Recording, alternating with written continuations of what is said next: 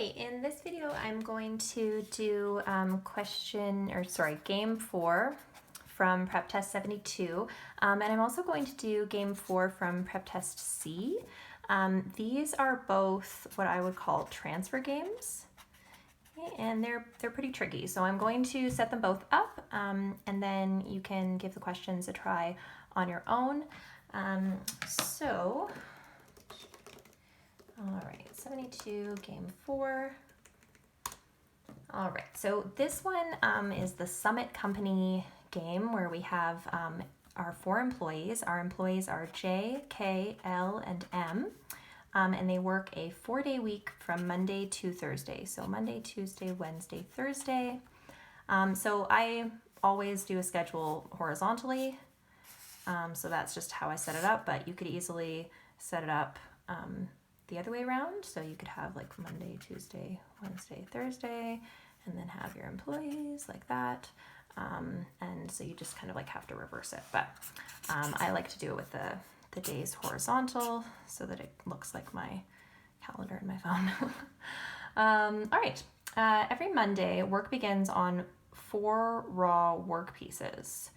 Ooh, okay, so on Monday we're going to have a particular work piece worked on, and then that work piece is going to be transferred, and what we know are the transfers that can't happen. So a J to M transfer can't happen, a K to J transfer can't happen, an L to J transfer can't happen.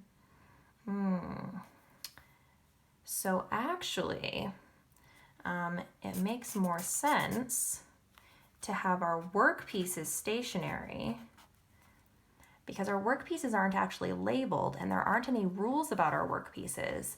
So if those are the things that we're moving around, it's going to be just really complicated and abstract. But if we think about it as, oh, on Monday, who gets to work on this work piece? Well, if J works on it, M can't work on it the next day, J can't work on it the next day, so the next day it has to be K or L. That's more manageable, right? So let's say we just decide, all right, since the work pieces are not labeled, they're interchangeable anyways, they're logically equivalent. The only thing that really matters are the transfers. So we can just write any order of them getting the work pieces. And if at some point the work pieces did get labeled, we could just switch that up. So, okay, so J is going to transfer to K or L. K can't transfer to itself, and it can't transfer to J. So it has to transfer to M or L. L can't transfer to itself and can't transfer to J, so it transfers to M or K. And M must transfer to J because nobody else can. Okay, so there's no rule that M can't transfer to anybody else. But if we look at Tuesday, every day an employee works on exactly one work piece.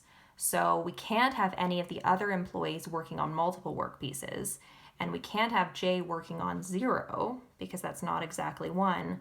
So J is going to have to work on the one that M worked on Monday, right? And that's a really major deduction.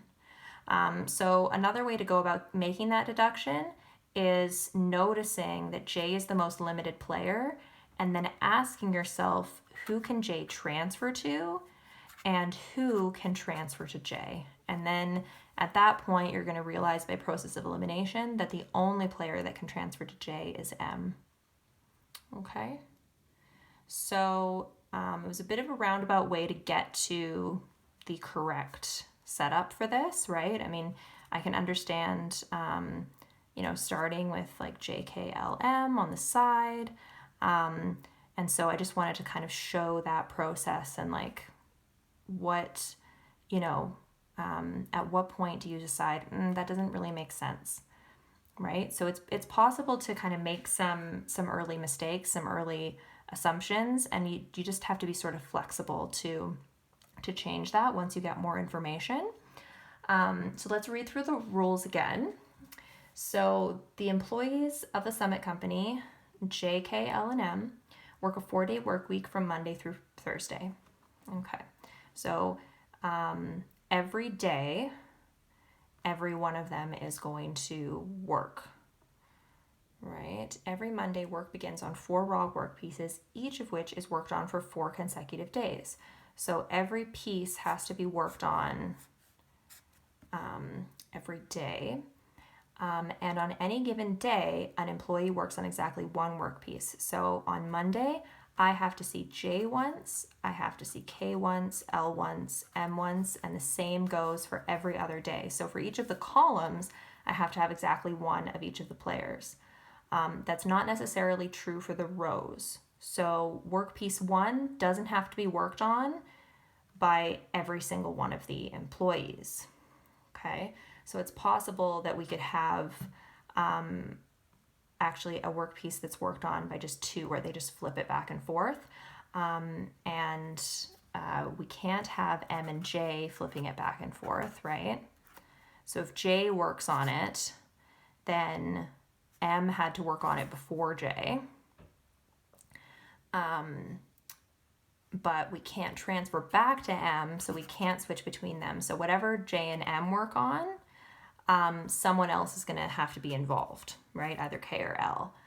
But if we just keep it with K and L, so let's say we started with K, K could transfer to L can transfer back to K, and K can transfer back to L. Okay, so there's no limitation on them going back and forth. So we could have a work piece that's just worked on by those 2, and I do think that that's an answer to one of the questions. Yeah, but hopefully this on its own will help you to get through the questions, and I am going to do PrepTest C game 4 now. Right.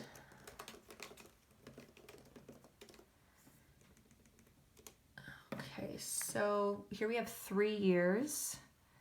1, 2, 3. And we've got 4 automobile models. So this time I'm not going to make the mistake of drawing on my diagram right away. V, W, X, and Z are my models. I could just write them in big block letters, but I have a tendency to always write the end of the alphabet in a bit of a cursive script. And then we have 5 factories, and the factories are F, G, H, J, and K. 5, 4, and we have 3 years. Each factory will assemble exactly 1 model in each year. So for the factories, right, they each will do 1 model per year.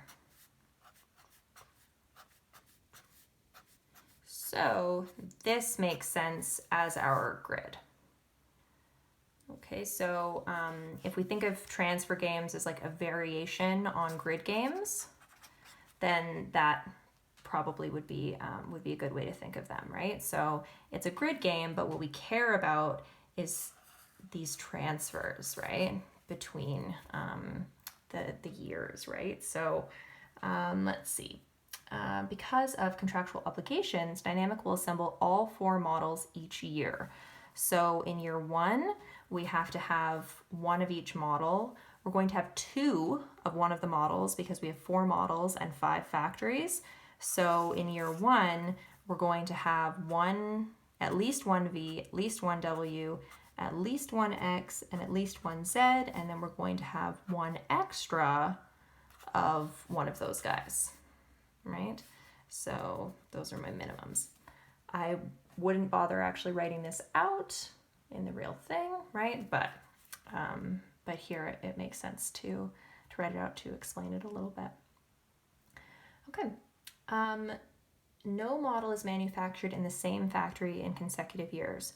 So in the first transfer game that we did, it was basically just when we know that the work piece is transferred every morning. Here, this is saying that they're going to change the model each year. So we can't have V in F in year 1 and then V in F in year 2. Same goes for any of the other factories. So V right next to V isn't allowed. Same with WW, XX, and ZZ. So those are not allowed. Neither V nor W are assembled in any factory in which X were assembled the previous year. So XV is not allowed and XW is not allowed. neither V nor X are assembled in any factory in which Z were assembled the previous year. So ZV is not allowed and ZX is not allowed. And in any year, only one factory assembles Z. So exactly one Z. Okay, the extra one, plus one, that one, not Z. Okay, so there's exactly one Z each year. Okay, now let's do that process of elimination thing and see if we have any transfers that always have to happen. So if X is the car in F in year 1, well, we can't have X in year 2. We can't have V in year 2. We can't have W in year 2. So we got to have Z. Okay. And there's only one Z in year 2. So because of that, we can't have multiple X's in year 1 because there's no one else that can follow X. If X is in first year, Z's going to have to be the one in that factory in the second year. So we have to have XZ. We also have a limitation with Z here, right? A lot of rules where Z is the first one. So we can't have Z next, can't have V next, can't have X next. So the next one is going to have to be W. It has to be ZW. So we will have to have XZW. That means that in year 1, we can only have one X. In year 1. We also have one X in year 2 because we can only have one Z in year 2, one Z in year 3. So that's restricted. We could have multiple X's in year 3 because we're not concerned about who comes after X. For W, W actually isn't the player that's restricted here. So Z's the one that's restricted, right? And W is just the only one that could be after it. But W could be after not X or W, but it could be after V. So if we have multiple V's, or even just one V here, we could have W after, and we could have two W's in year 3, or two W's in year 2, or even year 1, because any of the players can be after W except Z, because Z has to be after X, and there's only one Z per year. So hopefully that made sense. If it didn't make a lot of sense, I would recommend actually just trying it again on your own, kind of trying to work some things out, and then rewatching the video. Okay? And if you have any specific questions that you'd like me to go over, just let me know. I'd be happy to do that. All right. Happy studying.